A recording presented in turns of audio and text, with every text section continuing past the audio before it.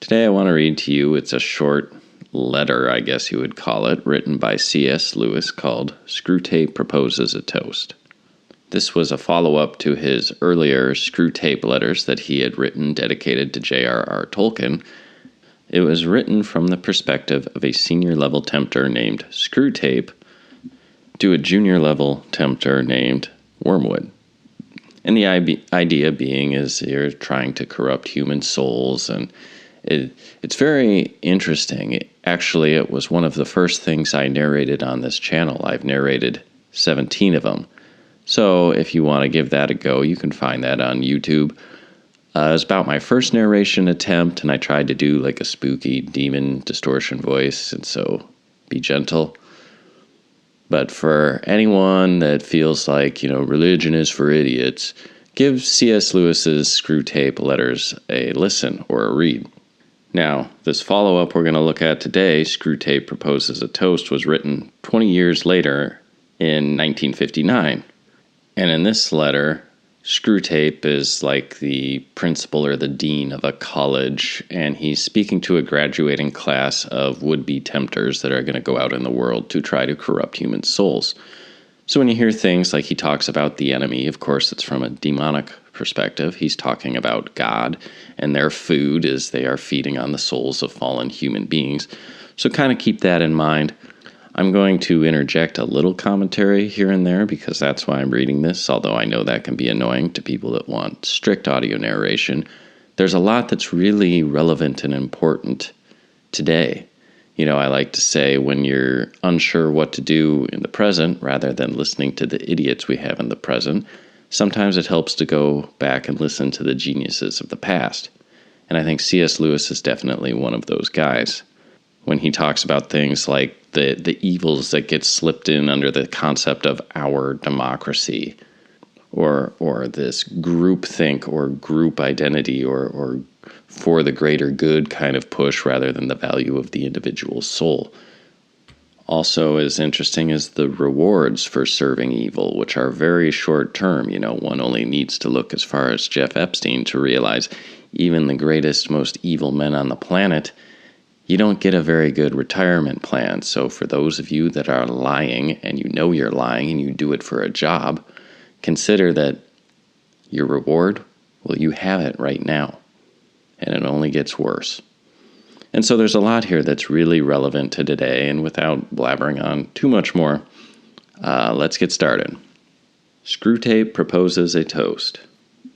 The scene is in hell at the annual dinner of the Tempters Training College for Young Devils. The principal, Dr. Slubgob, has just proposed the health of the guests. Screwtape, who is the guest of honor, rises to reply. My principal, your eminence, your disgraces, my thorns, shadies, and gentle devils. It is customary on these occasions for the speaker to address himself chiefly to those among you who have just graduated and who will very soon be posted to official tempterships on earth. It is a custom I willingly obey. I well remember with what trepidation I awaited my own first appointment. I hope and believe that each one of you has the same uneasiness tonight. Your career is before you. Hell expects and demands that it should be, as mine was, one of unbroken success. If it is not, you know what awaits you. Yeah, Jeffrey Epstein's cell. I have no wish to reduce the wholesome and realistic element of terror, the unremitting anxiety which must act as the lash and spur to your endeavors. How often you will envy the humans their faculty of sleep. Yet at the same time, I would wish to put before you a moderately encouraging view of the strategical situation as a whole.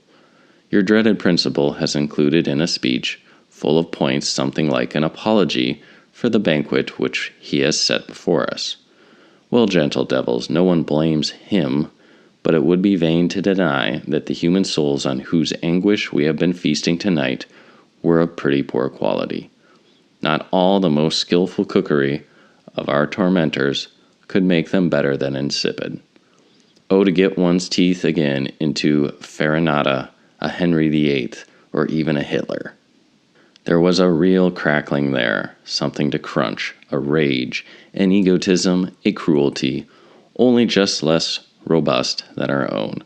It put up a delicious resistance to being devoured. It warmed your innards when you'd got it down. Instead of this, what have we had tonight? There was a municipal authority with graft sauce, but I personally could not detect in him the flavor of a really passionate and brutal avarice, such as delighted one in the great tycoons of the last century. Was he not unmistakably a little man, a creature of the petty rake-off, pocketed with a petty joke in private, and denied with the stalest platitudes in his public utterances? A grubby little nonentity who had drifted into corruption, only just realizing that he was corrupt, and chiefly because everyone else did it. Then there was the lukewarm casserole of adulterers.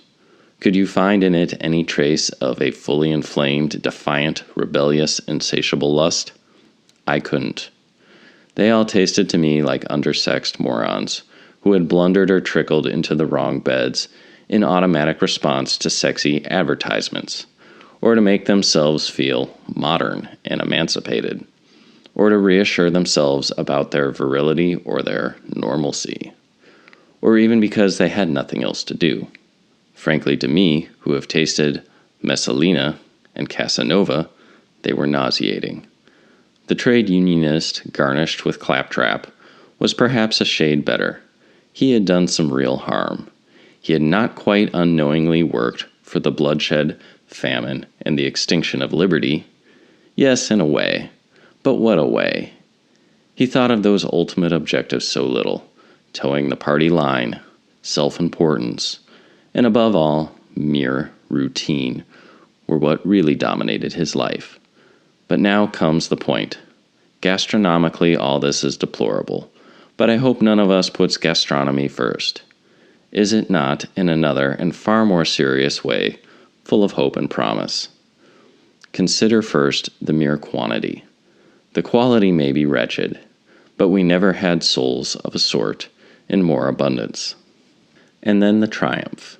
We are tempted to say that such souls, or such residual puddles of what once was a soul, are hardly worth damning. Yes, but the enemy, for whatever inscrutable and perverse reason, thought them worth trying to save. Believe me, he did. You youngsters who have not yet been on active service have no idea with what labor, with what delicate skill, each of these miserable creatures was finally captured. The difficulty lay in their very smallness and flabbiness. Here were vermin, so muddled in mind, so passively responsive to environment, that it was very hard to raise them to that level of clarity and deliberateness at which mortal sin becomes possible. To raise them just enough, but not that fatal millimeter of too much, for then, of course, all would possibly have been lost. They might have seen, they might have repented.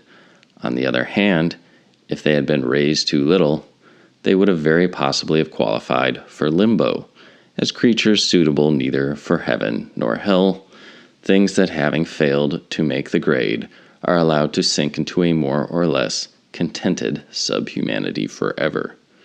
In each individual choice of what the enemy would call the wrong, turning such creatures are at first hardly, if at all, in a state of full spiritual responsibility. They do not understand either the source or the real character of the prohibitions they are breaking. I think this is a lot of social justice warriors today, actually. Their consciousness hardly exists apart from the social atmosphere that surrounds them. And of course, we have contrived that their very language should be all smudge and blur. What would be a bribe in someone else's profession is a tip, or a present in theirs. The first job of their tempters was to harden these choices of the hellward roads into a habit by steady repetition. But then, and this was all important, to turn the habit into a principle the creature is prepared to defend. After that, all will go well.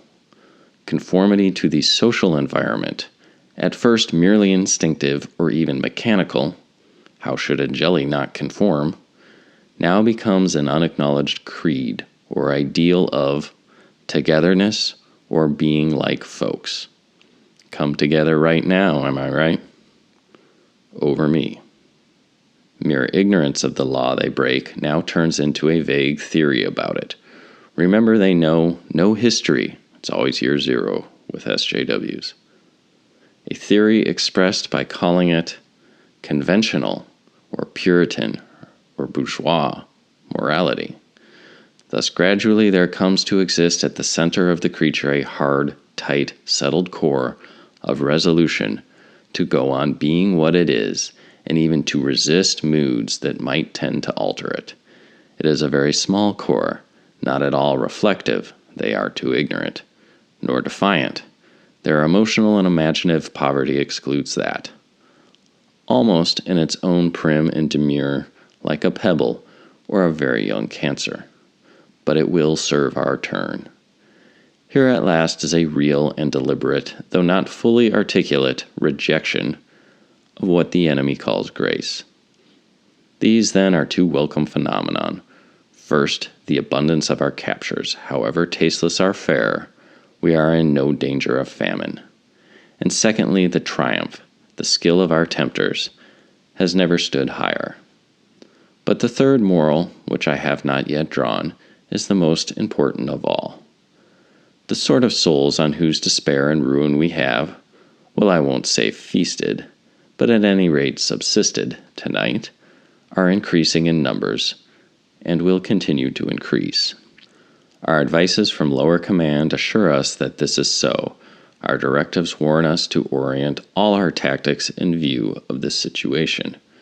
The great sinners, those in whom vivid and genial passions have been pushed beyond the bounds, and in whom an immense concentration of will has been devoted to objects which the enemy abhors, will not disappear, but they will grow rarer. Our catches will be ever more numerous, but they will consist increasingly of trash which we should once have thrown to Cerberus and the hellhounds as unfit for diabolical consumption. And there are two things I want you to understand about this. First, that however depressing it may seem, it is really a change for the better. And secondly, I would draw your attention to the means by which it has been brought about. It is a change for the better. The great and toothsome sinners are made out of the very same material as those horrible phenomena, the great saints. The virtual disappearance of such material may seem insipid meals for us. But is it not utter frustration and famine for the enemy? He did not create the humans. He did not become one of them and die among them by torture in order to produce candidates for limbo, failed humans. He wanted to make saints, gods, things like himself. Is the dullness of your present fare not a very small price to pay for the delicious knowledge that his whole great experiment is petering out? But not only that, as the great sinners grow fewer and the majority lose all individuality, the great sinners become far more effective agents for us. Every dictator or even demagogue, almost every film star or crooner, can now draw tens of thousands of the human sheep with him. They give themselves, what there is of them, to him, in him, to us. There may come a time when we shall have no need to bother about individual temptation at all, except for the few. Catch the bellwether, and his whole flock comes after him. But do you realize how we have succeeded in reducing so many of the human race to the level of ciphers? This has not come about by accident. It has been our answer, and a magnificent answer it is, to one of the most serious challenges we ever had to face. Let me recall your minds to what the human situation was in the latter half of the 19th century, the period at which I ceased to be a practicing tempter and was rewarded with an administrative post. The great movement towards liberty and equality among men had by then borne solid fruit and grown mature. Slavery had been abolished. The American War of Independence had been won. The French Revolution had succeeded. Religious toleration was almost everywhere on the increase. In that movement there had originally been many elements which were in our favor. Much atheism, much anti-clericalism, much envy and thirst for revenge. Even some rather absurd attempts to revive paganism were mixed in it. It was not easy to determine what our own attitude should be. On the one hand, it was a bitter blow to us. It still is. That any sort of men who had been hungry should be fed, or any who had long worn chains should have them struck off. But on the other hand, there was in the movement so much rejection of faith, so much materialism, secularism, and hatred, that we felt we were bound to encourage it. But by the latter part of the century, the situation was much simpler, and also much more ominous. In the English sector, where I saw most of my frontline service, a horrible thing had happened. The enemy, with his usual sleight of hand, had largely appropriated this progressive or liberalizing movement and perverted it to his own ends. Very little of its old anti-Christianity remained. The dangerous phenomenon called Christian socialism was rampant. Maybe a rare miss there.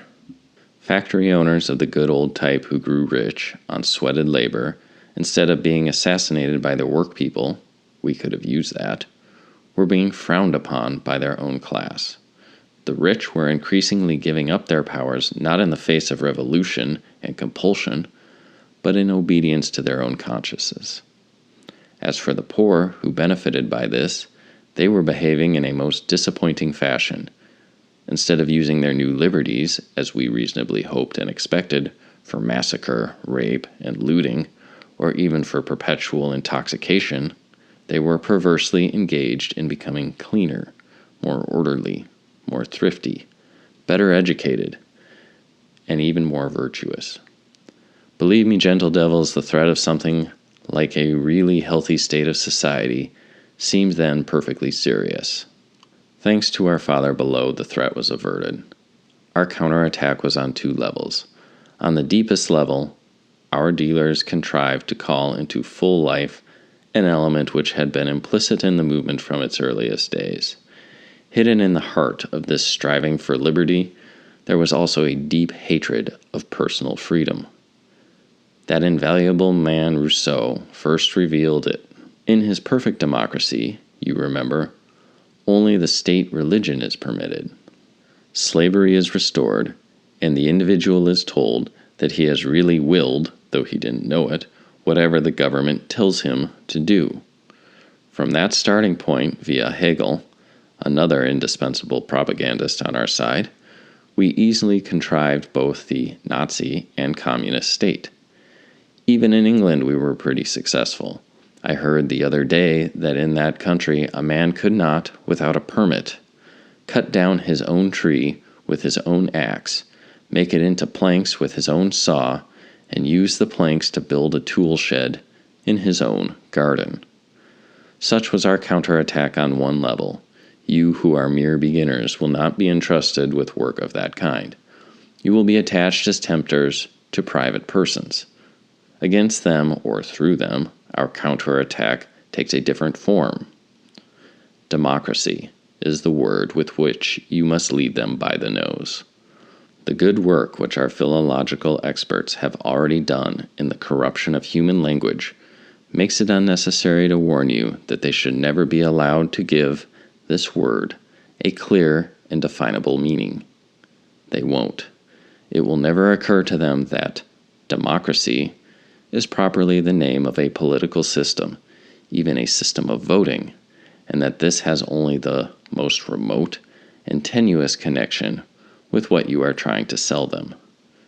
Nor, of course, must they ever be allowed to raise Aristotle's question whether democratic behavior means the behavior that democracies like, or the behavior that will preserve a democracy. For if they did, it could hardly fail to occur to them that these not need be the same. You see this, our democracy, our democracy. You are to use the word purely as an incantation, if you like, purely for its selling power. It is a name that they venerate, and of course it is connected with the political ideal that men should be equally treated. You then make a stealthy transition in their minds from this political ideal to a factual belief that all men are equal, especially on the man you are working on. As a result, you can use the word democracy to sanction in his thought the most degrading and also the least enjoyable of all human feelings. You can get him to practice not only without shame, but with a positive glow of self-approval, conduct which, if undefended by the magic word, would be universally derided. The feeling I mean is, of course, that which prompts a man to say, "I'm as good as you." The first and most obvious advantage is that you thus induce him to enthrone at the center of his life a good, solid, resounding lie. I don't mean merely that his statement is false in fact, that he is no more equal to everyone he meets in kindness, honesty, and good sense than in height or waist measurement. I mean that he does not believe it himself. No man who says, "I'm as good as you," believes it. He would not say it if he did. The St. Bernard never says it to the toy dog, nor the scholar to the dunce, nor the employable to the bum, nor the pretty woman to the plain. The claim to equality outside the strictly political field is made only by those who feel themselves to be, in some way, inferior. What it expresses is precisely the itching, smarting, writhing awareness of an inferiority which the patient refuses to accept, and therefore resents. Yes, therefore resents every kind of superiority in others, denigrates it, wishes its annihilation. Presently he suspects every mere difference of being a claim to superiority. No one must be different from himself in voice, clothes, manners, recreations, or choice of food. Here is someone who speaks English rather more clearly and euphoniously than I. It must be a vile upstage, la-di-da affectation. Here's a fellow who says he doesn't like hot dogs, thinks himself too good for them, no doubt. Here's a man who hasn't turned on the jukebox. He must be one of those highbrows and is doing it to show off. If they were the right sort of chaps, they'd be like me. They've no business to be different. It's undemocratic. Now this useful phenomenon is in itself by no means new. Under the name of envy, it has been known to the humans for thousands of years. But hitherto they always regarded it as the most odious and also the most comical of vices. Those who were aware of feeling it felt it with shame. Those who were not gave it no quarter in others. The delightful novelty of the present situation is that you can sanction it, make it respectable and even laudable, by the incantatory use of the word democratic. Under the influence of this incantation, those who are in any or every way inferior can labor more wholeheartedly and successfully than ever before to pull down everyone else to their own level. But that is not all. Under the same influence, those who come or could come nearer to a full humanity actually draw back from it for fear of being undemocratic. I am credibly informed that young humans now sometimes suppress an incipient taste for classical music or good literature because it might prevent their being like folks. That people who would really wish to be and are offered the grace which would enable them to be honest, chaste, or temperate refuse it. To accept might make them different, might offend again the way of life, take them out of togetherness, impair their integration with the group. They might, horror of horrors, become individuals. All is summed up in the prayer which a young female human is said to have uttered recently, "O God, make me a normal 20th century girl." Thanks to our labors, this will mean increasingly make me a minx, a moron, and a parasite. Meanwhile, as a delightful byproduct, the fewer every day, who will not be made normal and regular and like folks and integrated, increasingly tend to become in reality the prigs and cranks, which the rabble would in any case have believed them to be. For suspicion often creates what it suspects. Since whatever I do, the neighbors are going to think me a witch or a communist agent, I might as well be hanged for a sheep as a lamb and become one in reality. As a result, we now have an intelligentsia which, though very small, is very useful to the cause of hell. But that is a mere byproduct. What I want to fix your attention on is the vast overall movement towards the discrediting and finally the elimination of every kind of human excellence, moral, cultural, social, or intellectual. And is it not pretty to notice how democracy, in the incantatory sense, is now doing for us the work that was once done by the most ancient dictatorships, and by the same methods? You remember how one of the Greek dictators, they called them tyrants then, sent an envoy to another dictator to ask his advice about the principles of government. The second dictator led the envoy into a field of corn, and there he snicked off with his cane the top of every stalk that rose an inch or so above the general level. The moral was plain. Allow no preeminence among your subjects. Let no man live who is wiser or better or more famous or even handsomer than the mass. Cut them all down to a level. All slaves, all ciphers, all nobodies, all equals. Thus tyrants could practice, in a sense, democracy, but now democracy can do the same work without any other tyranny than her own. No one need now go through the field with a cane. The little stalks will now of themselves bite the tops off the big ones. The big ones are beginning to bite off their own in their desire to be like stalks. I have said that to secure the damnation of these little souls, these creatures that have almost ceased to be individual, is a laborious and tricky work. But if proper pains and skill are expended, you can be fairly confident of the result. The great sinners seem easier to catch, but then they are incalculable. After you have played them for 70 years, the enemy may snatch them from your claws in the 71st. They are capable, you see, of real repentance. They are conscious of real guilt. They are, if things take the wrong turn, as ready to defy the social pressures around them for the enemy's sake as they were to defy them for ours. It is in some way more troublesome to track and swat an evasive wasp than to shoot at close range a wild elephant. But the elephant is more troublesome if you miss. My own experience, as I have said, was mainly on the English sector, and I still get more news from it than from any other. It may be that what I am now going to say will not apply so fully to the sectors in which some of you may be operating, but you can make the necessary adjustments when you get there. Some application will almost certainly have. If it is too little, you must labor to make the country you are dealing with more like what England already is. In that promising land, the spirit of "I'm as good as you" has already become something more than a generally social influence. It begins to work itself into their educational system. How far its operations there have gone at present moment, I would not like to say with certainty, nor does it matter. Once you have grasped the tendency, you can easily predict its future developments, especially as we ourselves will play our part in the developing.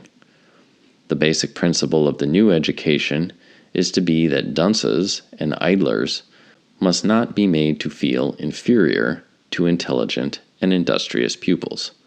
That would be undemocratic. These differences between the pupils, for they are obviously and nakedly individual differences, must be disguised. This can be done at various levels. At universities, examinations must be framed so that nearly all the students get good marks. Entrance examinations must be framed so that all or nearly all citizens can go to universities, whether they have any power or wish to profit by higher education or not. At schools, the children who are too stupid or lazy to learn languages and mathematics and elementary science can be set to doing the things that children used to do in their spare time. Let them, for example, make mud pies and call it modeling. But all the time there must be no faintest hint that they are inferior to the children who are at work. Whatever nonsense they are engaged in must have, I believe the English already use the phrase, parity of esteem. An even more drastic scheme is not impossible. Children who are fit to proceed to a higher class may be artificially kept back because the others would get a trauma. Beelzebub, what a useful word, by being left behind. The bright pupil thus remains democratically fettered to his own age group throughout his school career, and a boy who would be capable of tackling Aeschylus or Dante sits listening to his co-val's attempt to spell out "a cat sat on the mat." In a word, we may reasonably hope for the virtual abolition of education when "I'm as good as you" has fully had its way. All incentives to learn and all penalties for not learning will vanish. The few who might want to learn will be prevented. Who are they to overtop their fellows? And anyway, the teachers, or should I say nurses, will be far too busy reassuring the dunces and patting them on the back to waste any time on real teaching. We shall no longer have to plan and toil to spread imperturbable conceit and incurable ignorance among men. The little vermin themselves will do it for us. Of course, this would not follow unless all education became state education. But it will. That is part of the same movement. Penal taxes, designed for that purpose, are liquidating the middle class, the class who were prepared to save and spend and make sacrifices in order to have their children privately educated. The removal of this class, besides linking up with the abolition of education, is, fortunately, an inevitable effect of the spirit that says, "I'm as good as you." This was, after all, the social group which gave to the humans the overwhelming majority of their scientists, physicians, philosophers, theologians, poets, artists, composers, architects, jurists, and administrators. If there ever was a bunch of tall stalks that needed their tops knocked off, it was surely they. As an English politician remarked not long ago, a democracy does not want great men. It would be idle to ask of such a creature whether by want it means need or like. But you had better be clear, for here Aristotle's question comes up again. We in hell would welcome the disappearance of democracy in the strict sense of that word, the political arrangement so called. Like all forms of government, it often works to our advantage, but on the whole less often than other forms. What we must realize is that democracy, in the diabolical sense, "I'm as good as you," being like folks, togetherness, is the finest instrument we could possibly have for extirpating political democracies from the face of the earth. For democracy, or the democratic spirit, diabolical sense, leads to a nation without great men, a nation mainly of subliterates, morally flaccid from lack of discipline in youth, full of the cocksureness which flattery breeds on ignorance, and soft from lifelong pampering. And that is what hell wishes every democratic people to be. For when such a nation meets in conflict a nation where children have been made to work at school, where talent is placed in high posts, and where the ignorant masses are allowed no say at all in public affairs, only one result is possible. One democracy was surprised lately when it found that Russia had got ahead of it in science. What a delicious specimen of human blindness. If the whole tendency of their society is opposed to every sort of excellence, why did they expect their scientists to excel? We can see this today in the hypersonic missile race. It is our function to encourage the behavior, the manners, the whole attitude of mind, which democracies naturally like and enjoy, because these are the very things which, if unchecked, will destroy democracy. You would almost wonder that even humans don't see it themselves. Even if they don't read Aristotle, that would be undemocratic. You would have thought the French Revolution would have taught them that the behavior aristocrats naturally like is not the behavior that preserves aristocracy. They might then have applied the same principle to all forms of government. But I would not end on that note.